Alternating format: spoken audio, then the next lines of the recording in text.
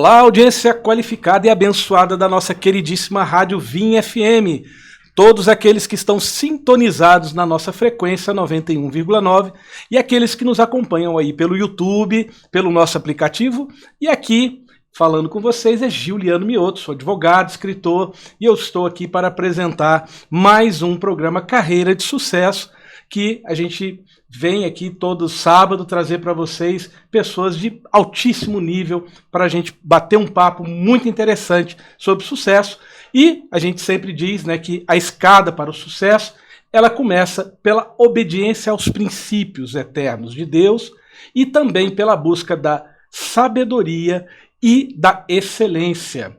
E hoje nós teremos um programa muitíssimo especial, mas muito mesmo. A gente está com uma advogada aqui muito conhecida aqui no estado de Goiás. A gente vai falar um pouco sobre a importância do legado, de se posicionar na vida para a gente poder ter sucesso, né? Porque a carreira de sucesso, ela não é só um acaso que acontece na vida das pessoas, é um posicionamento. Você tem que primeiro se posicionar para depois que você estiver posicionado na sua própria vida, você possa ser bem sucedido. E essa convidada de hoje, ela vai falar com a gente um pouquinho aqui sobre essa postura necessária, e o nome dela é Priscila Rezende, né? Doutora Priscila Rezende, mas eu vou chamar ela aqui de Priscila Rezende mesmo, para os íntimos, né? Porque hoje ela é conselheira seccional adjunta da OAB Goiás, conselheira consultiva da CIEG, também presidente da Câmara de Mulheres da CIEG,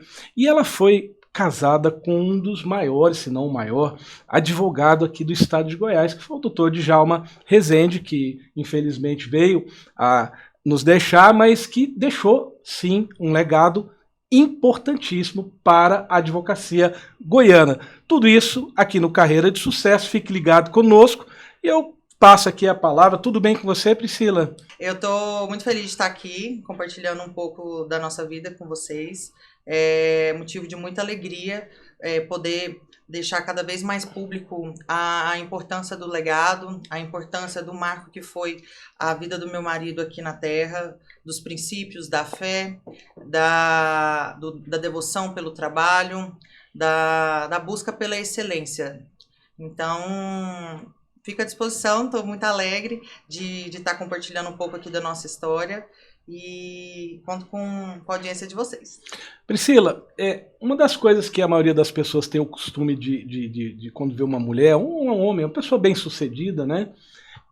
As pessoas têm aquele costume de achar que ou foi sorte, né? Deu sorte na vida, ou porque enfim, ou porque fez alguma coisa errada, também tem isso, né? Tem muita gente que pensa mal de pessoas bem-sucedidas. Eu acho que isso até é uma cultura do brasileiro. E aí eu queria começar com essa pergunta para você. Foi fácil chegar até aqui? Eu considero você uma advogada bem-sucedida, apesar de nova, né? Mas foi fácil? Você conseguiu tudo tranquilo? Veio tudo de mão beijada para você? Ou você teve que lutar um pouquinho ou bastante? Bom, eu conversava bastante com o Djalma a respeito do quão difícil é você alcançar os seus objetivos e adquirir constância. A vida dele também foi muito difícil, ele chegar onde chegou sem nenhum padrinho, e as pessoas às vezes idealizam como o marco da minha vida de sucesso sendo só a partir de quando eu o conheci. O que não é verdade. Eu formei na faculdade através de bolsa, comecei a trabalhar com 16 anos de idade, pegava 9 ônibus por dia, o meu primeiro emprego foi do lado do Cepaigo, ali na sede empresarial, pegava 3 ônibus para ir trabalhar, 3 ônibus para ir para a faculdade, 3 ônibus para ir embora, trabalhava o dia todo, fazia faculdade à noite, dormia de madrugada, no outro dia de manhã estava ali. Trabalhei muito em eventos, de garçonete, promotora de eventos, minha mãe mexeu muito tempo com buffet, e para complementar a renda eu dava essa mão para ela nos finais de semana. E foi assim por um longo tempo. Depois comecei a fazer estágio na área, mantendo os eventos no final de semana como uma forma de ajudá-la também e de complementação de renda. E quando eu formei, sempre galgando voos mais altos, e uma coisa que eu levo sempre como um segredo que todo mundo espera, mas não é um segredo, é você sempre entender que o seu momento atual é um plantio para o seu futuro. Em todos os momentos de trabalhos que eu tive, temporários, eles foram importantes de alguma maneira para eu regar o meu caminho, fazer a minha construção, conseguir escrever uma história. Eu estava falando hoje pela manhã, compartilhando uma ideia com um advogado e disse que só perde aquele que desiste. Então a gente vê as pessoas às vezes de sucesso, como por exemplo, eu convivendo com o Djalma há um tempo, pensar, essa menina tem sorte. Mas a gente tinha várias características em comum e eu poderia muito bem ter, o momento que eu o conheci, em vez de eu ter procurado conhecer mais, aprender mais com ele, eu poderia muito bem ter relaxado, ter vivido uma vida realmente confortável, só que aí não seria eu. Porque eu, desde pequena, sempre tive objetivos de querer crescer na vida, querer ser alguém.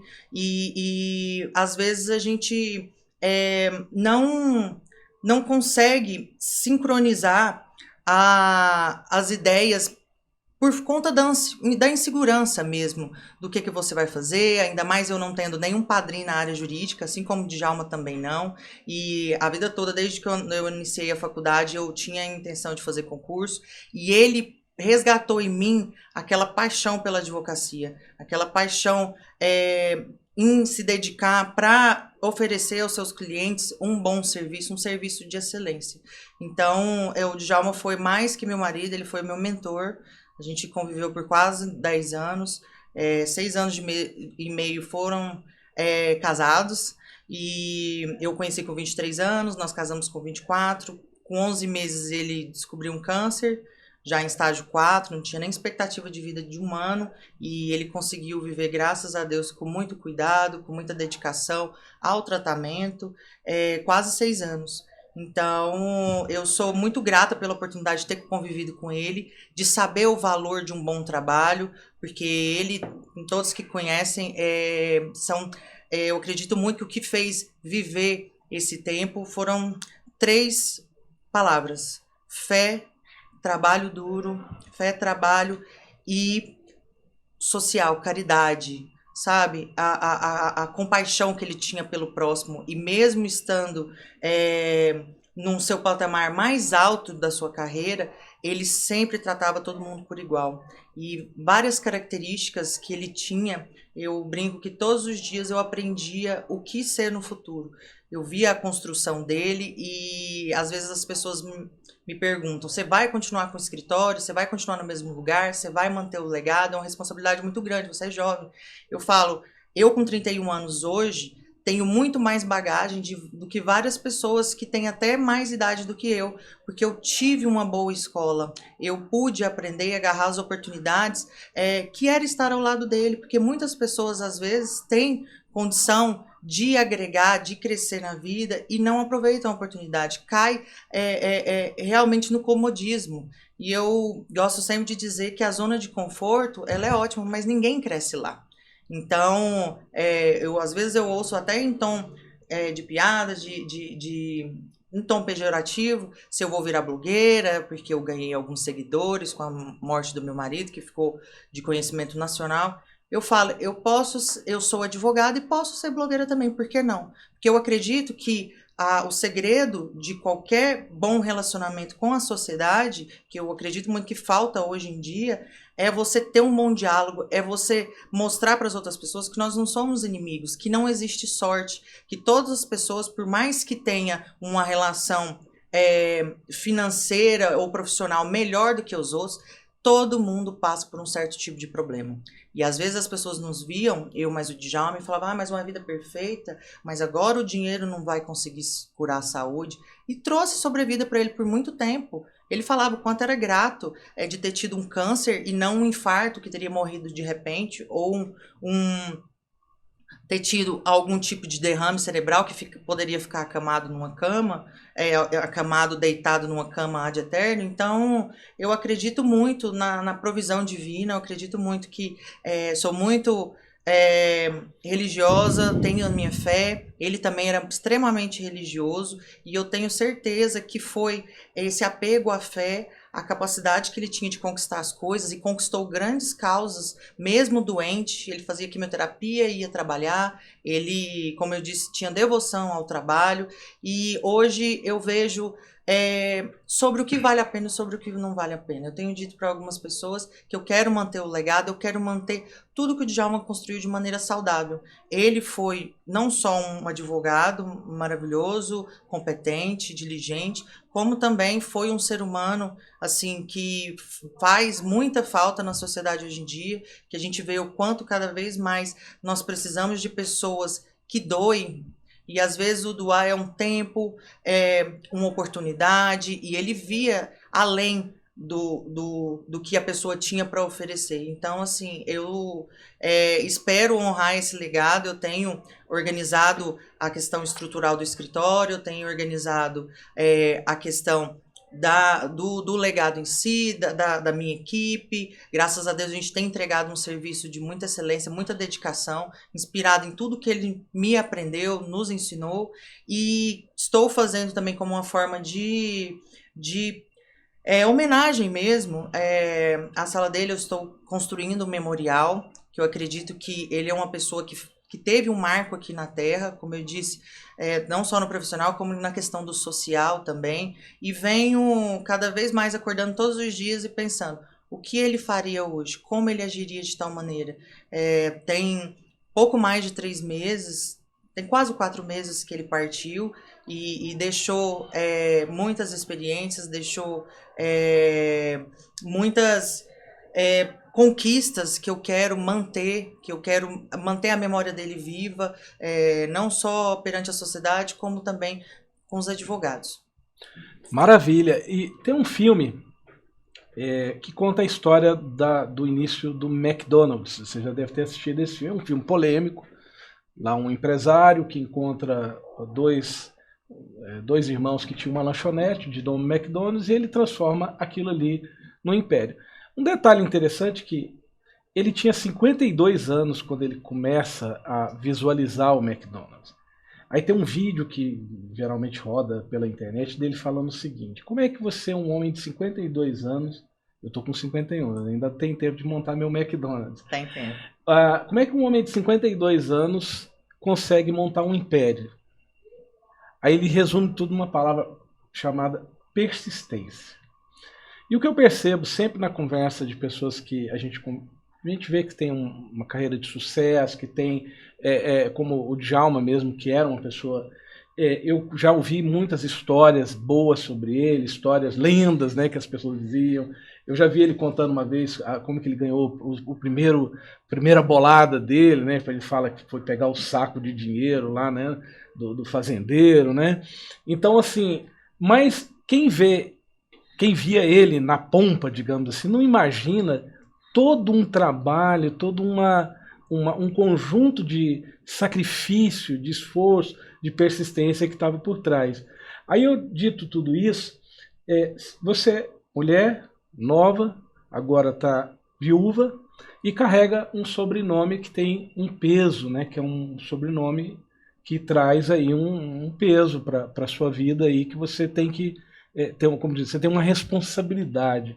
Isso é difícil, você tem que manter isso, você tem que manter uma postura. Qual que é o desafio maior que você entende hoje de trazer tudo isso para a sua vida? Bom, graças a Deus, assim, todos os dias que eu acordo, eu encontro forças, nem sei de onde. Eu acredito que justamente por esse peso que eu sinto de ter que continuar uma história, é o que me faz ter vontade de levantar e agir.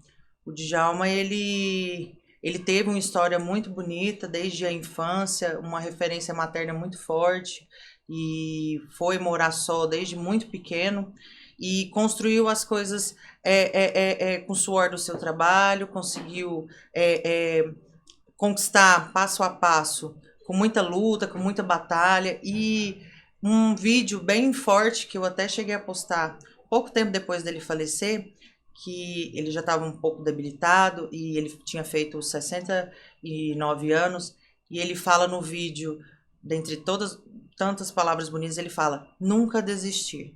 E eu acho que mesmo ele tendo uma vida tão difícil o tempo todo, e essa era uma perspectiva que eu tinha desde pequena também, é não desistir. É não desistir.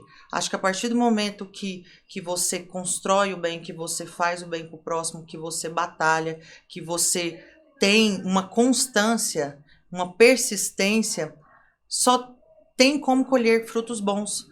As pessoas, elas não acreditam muito na lei da semeadura. Eu, por todo o tempo que a gente esteve junto, eu sempre procurei dar o meu melhor. E a sensação, embora faça muita falta a presença dele aqui, e muitas das vezes eu estou peticionando, estou fazendo coisas, respondendo e-mail e agindo com o próximo, eu falo, foi assim que ele me ensinou? É assim que ele agiria? Sabe? Ao mesmo tempo, eu tenho a consciência tranquila que eu dei o meu melhor, que ele foi feliz ao meu lado, e que isso me dá cada vez mais gás para eu continuar a história dele aqui. E continuar a história, eu vejo às vezes muito objeto de questionamento, até em redes sociais, a questão de ela é nova, ela vai reconstruir a vida, ela manter um legado. Eu falo, não é algo imediatista, mas que pode acontecer, é uma possibilidade. No entanto, nada apaga o que eu viver daqui para frente, nada apaga o que eu vivi com ele, a minha história com ele, a minha história de infância, que também não foi fácil.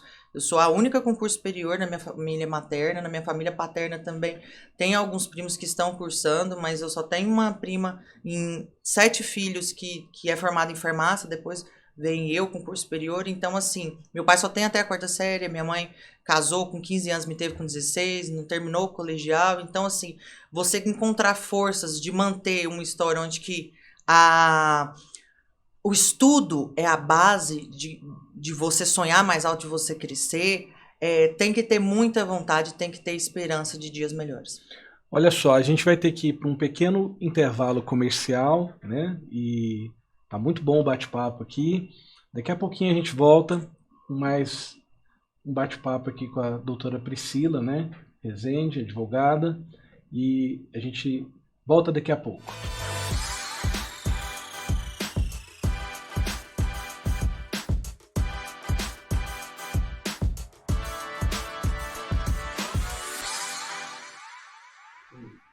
Olá, ouvintes da Rádio Vinha FM, todos aqueles que nos assistem pelo YouTube ou pelo aplicativo. Deixa aí seu comentário, dá uma compartilhada com seus irmãos, os amigos e familiares.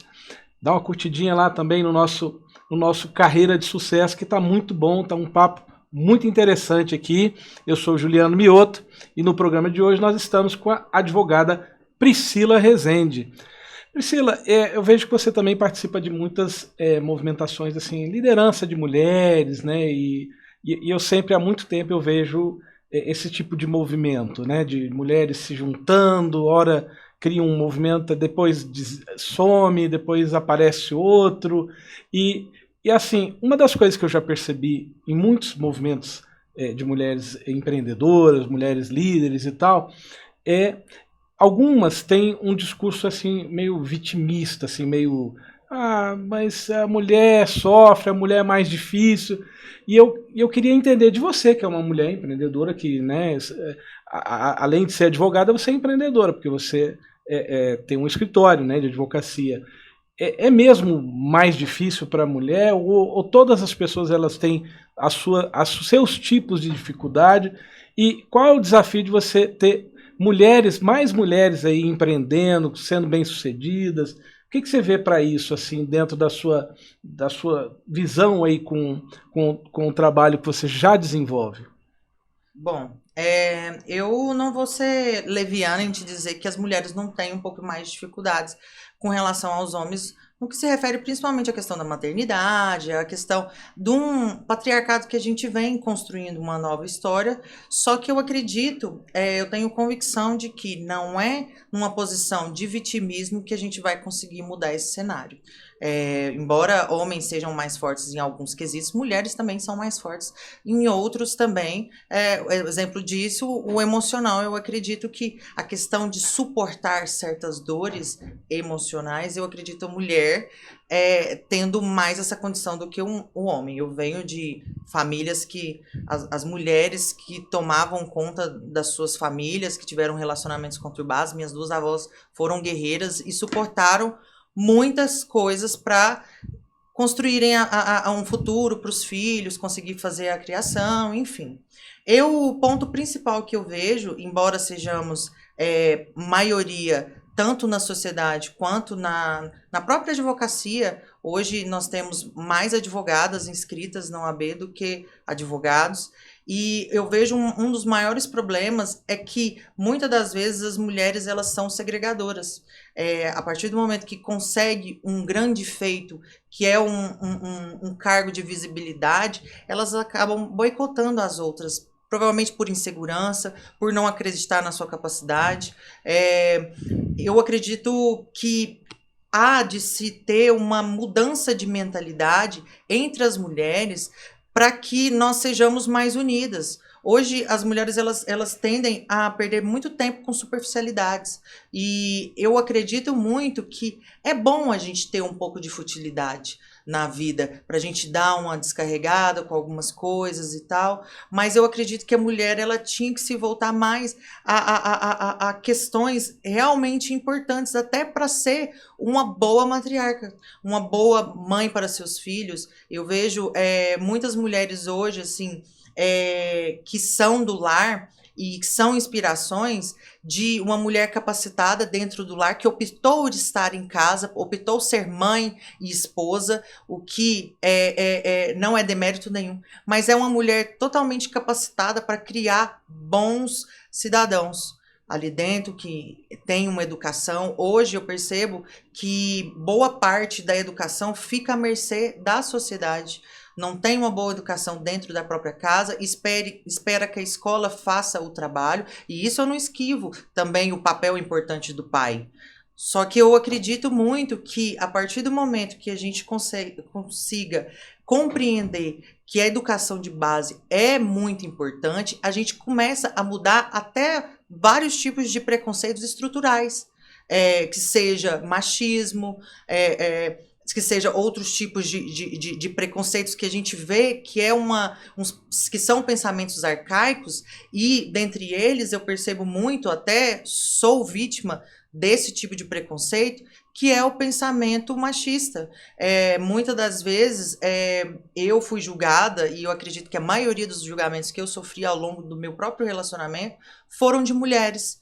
E isso me instigou cada vez mais a estar nesse meio para desmistificar, para me conhecerem verdadeiramente e eu mostrar um certo tipo de união, porque as mulheres, é uma frase que eu digo sempre, que as mulheres que se unem não entendem as que competem, porque a gente não entende que nós somos a maioria, que a gente consegue fazer essa agregação e somar. Eu acredito que tendo mais mulheres em vários meios de trabalho e vários órgãos da sociedade mesmo, órgãos públicos, a mulher ela é mais detalhista, eu sinto mais isso. A mulher ela tem um toque especial, a mulher consegue ser multidisciplinar, ela consegue fazer 1000 coisas ao mesmo tempo, e eu vejo que homem muitas das vezes tem um pouco de limitação. O que a gente não pode perder tempo é com mesquinharia, com insegurança, perder tempo com coisas rasas, com discussões. Às vezes eu vejo que eu tenho um objetivo comum que dá para unir duas amizades que eu tenho, mas uma não vai com a cara da outra porque a outra olhou feio, porque a outra não cumprimentou. Picuinhas.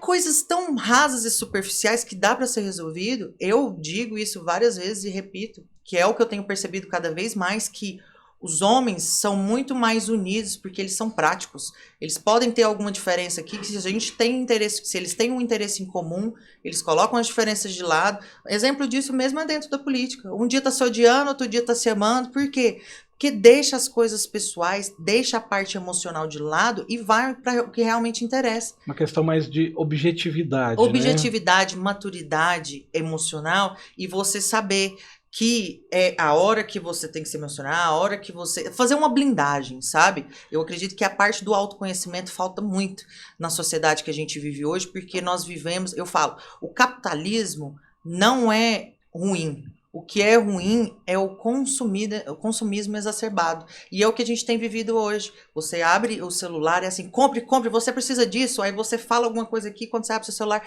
já aparece o objeto que você comentou com alguém. Aí a Siri, você cria um objeto de consumismo, onde a mulher vai ser mais feliz se ela tiver aquela bolsa. Mulher. E eu vou te falar, eu gosto de coisa boa. Eu não estou sendo aqui leviana e inconsequente e mentirosa e dizer que eu não gosto de coisa boa. Eu gosto de me vestir bem, eu gosto de coisas de marca que duram mais, que valem mais. Só que a gente tem que colocar nos contrapesos, né? O que realmente é importante. Eu penso assim que as pessoas, quando elas começaram com essa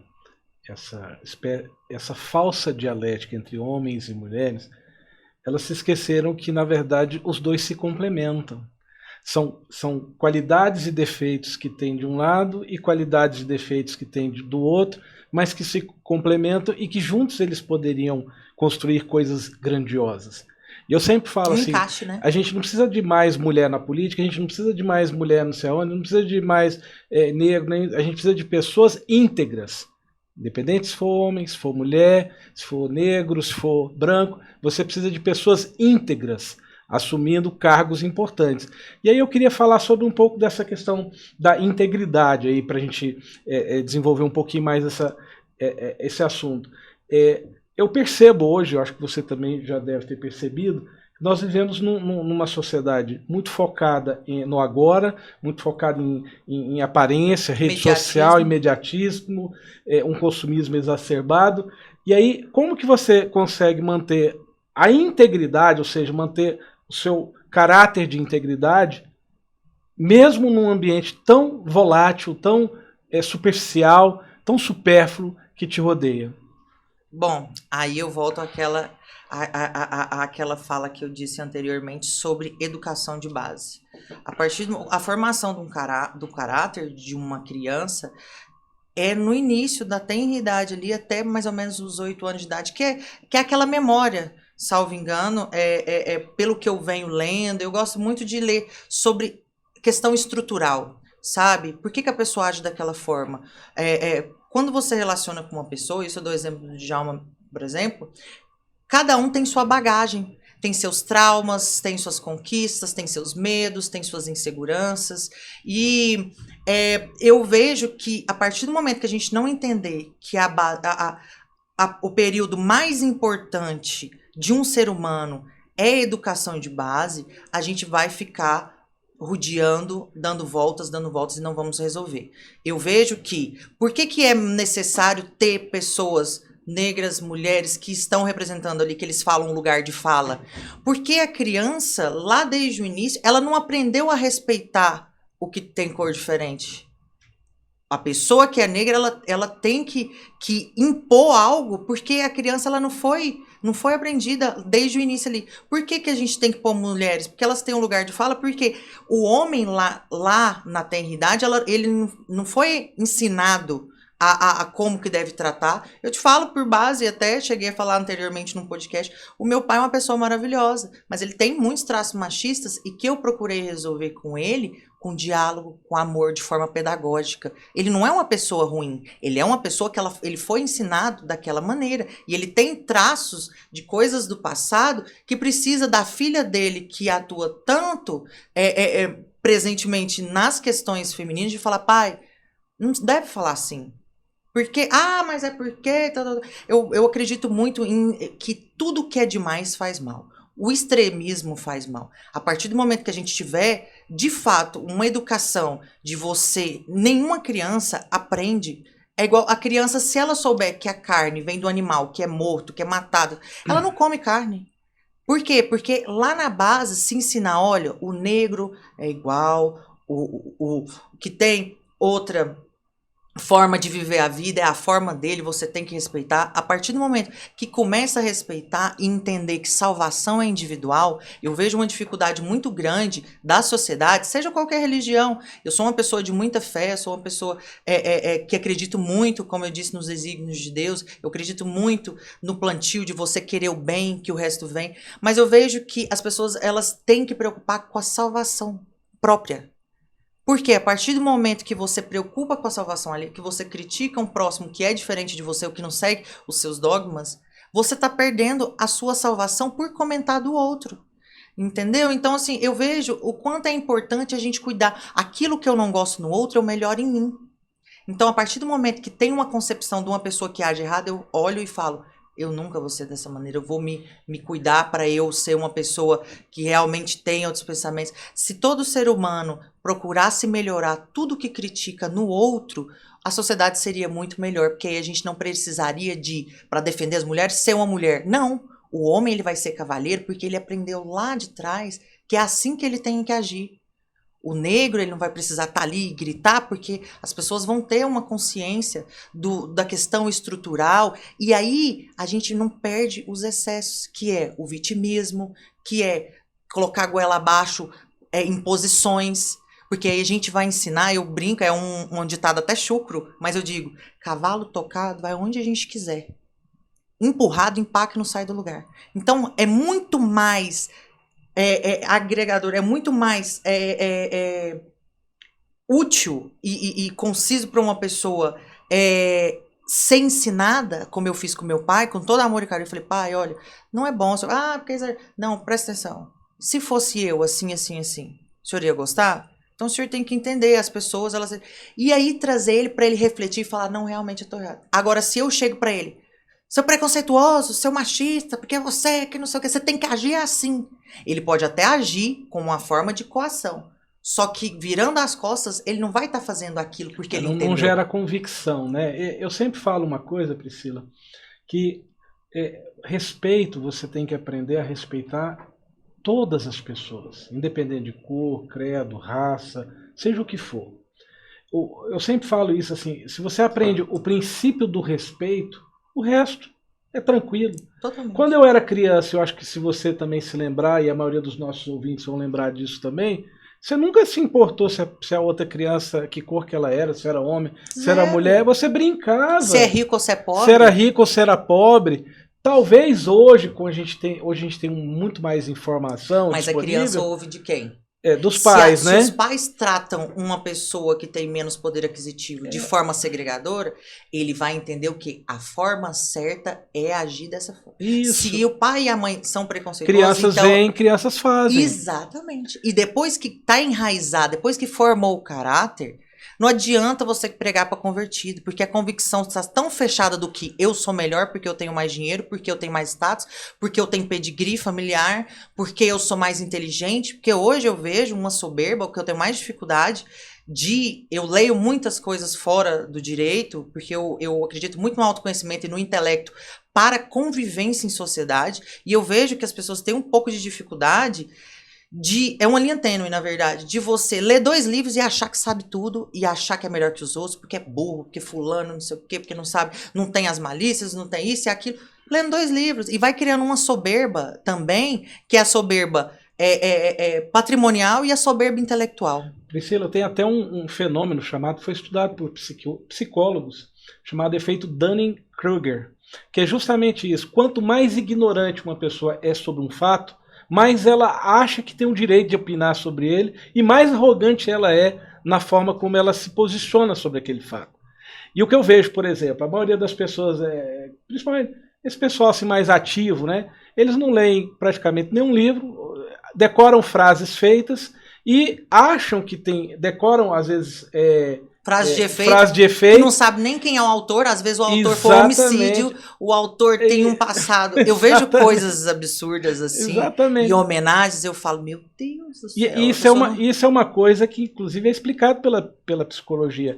Que a pessoa ignorante, ela se acha muito mais no direito e na arrogância de dar a opinião dela ganhar no grito do que a pessoa que realmente tem conhecimento. Porque o que acontece? Quanto mais eu leio, mas eu vejo que eu não sei nada. Só sei que nada sei. Exatamente. E à medida que eu tenho certeza disso, estou mais à frente do que aqueles que acham que sabem alguma coisa.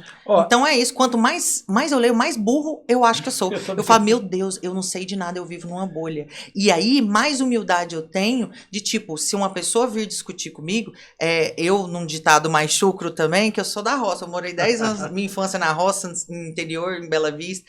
Peguei escola agrícola, Olha aí. ônibus agrícola para estudar também. A minha infância não foi brincadeira, só que é igual, como eu disse, muitas pessoas que olham você lá em cima, eles não acreditam que sabem vocês tiveram de onde algumas você foi, referências, né? E é um ditado chucro também, mas que é muito útil, quanto mais vazia a carroça, mais barulho ela faz. Assim também são as pessoas. É. Então, às vezes as pessoas tentam discutir com pessoas que não têm argumento e aumenta o tom de voz, briga. Então, assim, eu acredito muito na educação pedagógica, de você ensinar, você esperar a raiva passar, porque é assim que a gente vai mudar o mundo. Porque brigando entre si só desagrega. A gente já, infelizmente, nosso programa já está finalizando. Eu gostaria de ficar aqui muito mais tempo. Me convidem mais vezes. Nós vamos ter que convidar você mais vezes aqui para a gente esse bate-papo. Ele tem que continuar. Agradeço muito você ter vindo aqui, agradeço a todos vocês que nos ouviram. Geralmente eu pergunto, mas tenta condensar em 30 segundos para mim. Você acha que o Brasil tem jeito? A gente ainda pode acreditar no Brasil? Tento mais conciso possível. O Brasil é um país melhor de se viver, a meu ver. E a peça-chave que vai fazer a gente virar um mundo melhor chama-se bom diálogo e educação. A partir do momento que conversar e ter uma boa educação, a gente vai longe. Muito obrigado, Priscila Rezende. Agradeço você que nos acompanhou até aqui. Até o próximo programa. E vamos juntos aí na nossa Vinha FM.